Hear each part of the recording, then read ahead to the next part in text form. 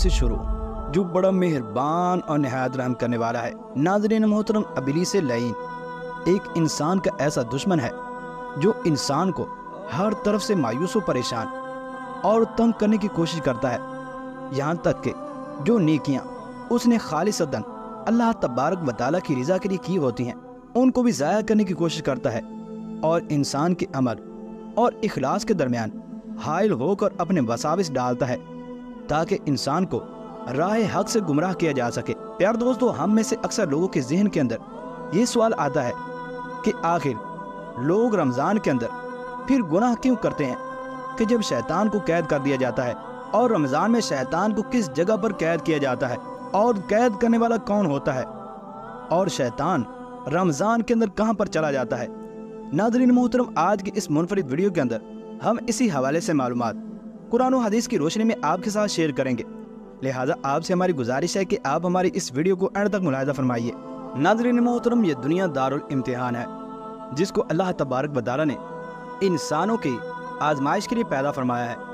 चुनाचे इसमें नेकी भी अल्लाह तबारक व तआला ही की तरफ से होती है, और अगर किसी शख्स पर शैतान या उसका नफ्स हमला आवर होता है तो ये भी अल्लाह तबारक व तआला ही की तरफ से होता है, ताकि इंसान की जांच की जाए कि कौन इनमें से अच्छे अमल वाला है और कौन अल्लाह तबारक व तआला के अहकामात को बिन देखे मानता है। चुनाचे जिस ताला व तक़द्दुस ने इंसान को पैदा किया है उसी ने ही शैतान को पैदा किया है,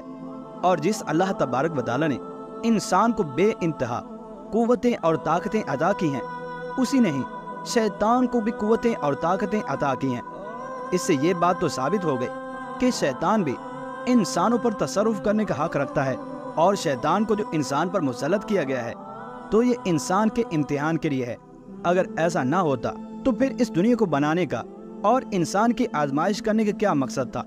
नाज़रीन मोहतरम, इस तमाम तर गुफ्तगू से ये बात तो वाज़ेह हो गई कि इंसान को जो कुछ भी पहुंचता है वो अल्लाह तबारक व तआला ही की तरफ से पहुंचता है। कभी कभार वो बिशारत की सूरत में होता है और कभी कभार इंसान की आजमाइश के लिए होता है कि आया इंसान बिन देखे हमारे ऊपर यकीन रखता है या नहीं, और क्या इंसान जिसने ला इलाहा इल्लल्लाह मुहम्मदुर रसूलुल्लाह पढ़ दिया है वो हमारी पैरवी करता है या फिर शैतान के। चुनाचे जिस वक्त अल्लाह तबारक व तआला ने शैतान लईन को मरदूद करके निकाला तो उस वक्त शैतान ने अल्लाह तबारक व तआला की बारगाह के अंदर अर्ज की, ऐ अल्लाह अज़्ज़ा वजल, मुझे मोहलत दे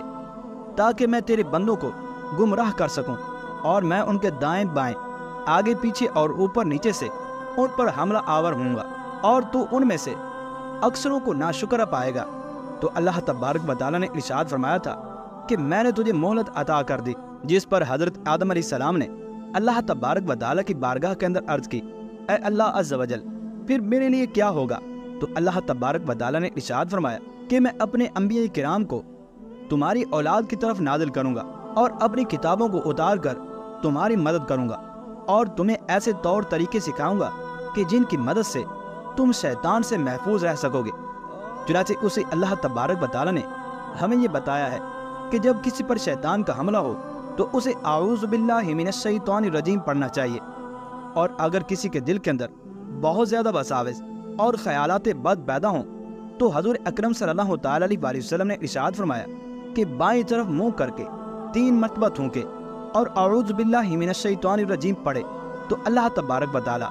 इन वसाविस से और शैतान के हमलों से उसे महफूज रखेगा। और इसी तरह से जब इंसान खाना खाते हुए बिस्मिल्लाहिर्रहमानिर्रहीम पढ़ लेता है तो शैतान उस खाने को हरगिज़ नहीं खाता, और जब इंसान अपने घर के अंदर दाखिल होता है और बिस्मिल्लाह पढ़ लेता है तो शैतान उसके घर के अंदर दाखिल नहीं हो सकता। चुनाचे इसी तरह से अल्लाह तबारक व तआला ने हमें शैतान से महफूज रखने के लिए और अपने आमाल के अंदर इखलास को पैदा करने के लिए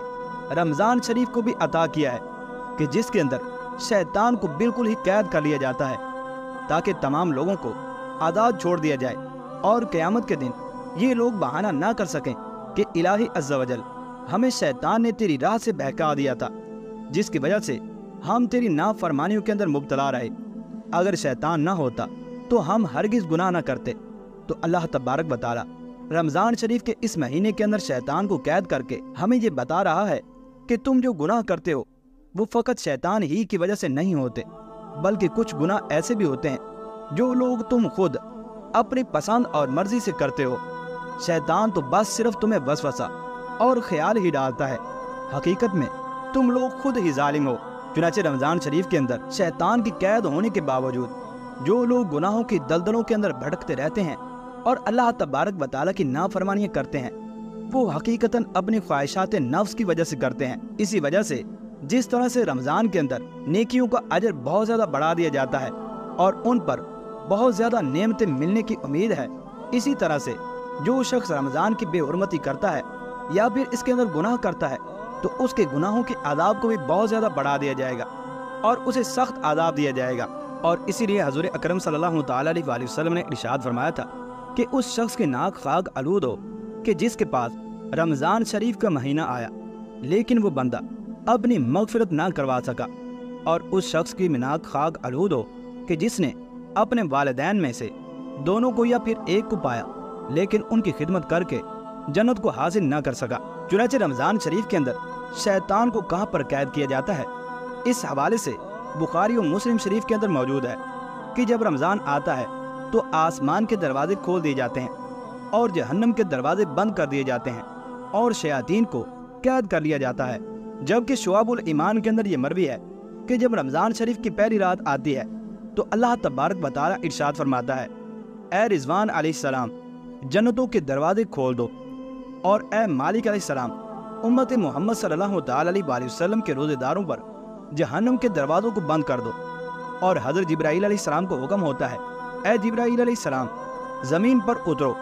اور سرکش شیاطین کو قید کر دو اور ان کو توق اور ہتھکڑیوں کے ساتھ جکڑ کر سمندر میں پھینک دو تاکہ وہ میرے حبیب حضور اکرم صلی اللہ تعالیٰ علیہ وسلم کے امتیوں کے روزوں میں فساد یعنی خرابیوں کو پیدا نہ کر سکیں۔ اور کنز الامال اور بعض روایات میں یہ ہے کہ شیطانوں کو جکڑ کر سمندر کی گہرائیوں کے اندر پھینک دیا جاتا ہے۔ پیار دوستو، حضور اکرم صلی اللہ تعالیٰ علیہ وسلم کی ان احادیث مبارکہ اور اس تمام گفتگو سے یہ بات ثابت ہوئی کہ اللہ تبارک و تعالیٰ نے رمضان شریف کا مہینہ ہمیں اس وجہ سے عطا کیا ہے تاکہ ہم اپنے نفس کی پہچان کر سکیں جو کہ ہمیشہ ہمیں بدی کی طرف کھینچ رہا ہے، اور انسان ساری عمر مورد الزام صرف اور صرف شیطان کو ٹھہراتا رہتا ہے،